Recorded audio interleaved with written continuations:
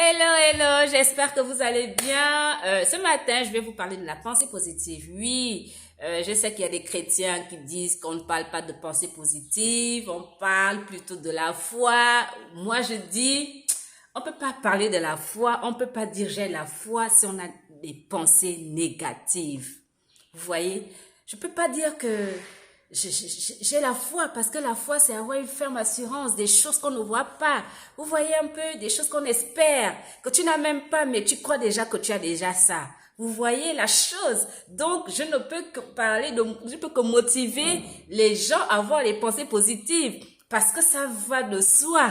Tu peux pas être une chrétienne qui dit j'ai la foi et puis avoir tout le temps des pensées négatives. Pour moi, ça colle pas. Il y a un truc.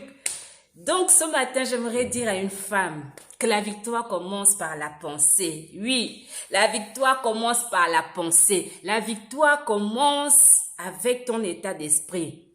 Alors, si tu as des pensées négatives, tu as déjà perdu d'avance. Tu n'as pas la victoire que tu veux. Tu n'auras pas en fait.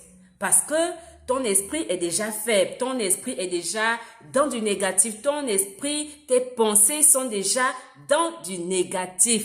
Alors, femme de grâce, je t'exhorte à travailler tes pensées parce que la victoire commence par la pensée. La foi, c'est avoir les choses, c'est avoir les choses qu'on espère. En fait, dans ton esprit, tu as déjà la chose en fait. Donc, tu te dis, oui, j'ai déjà ça, j'ai déjà la victoire, j'ai déjà mon travail, j'ai déjà mon business, j'ai déjà mon association que je vais créer, j'ai déjà mon voyage que je vais faire. Vous voyez la chose? Donc, ayons des pensées positives parce que la victoire commence par les pensées. Pas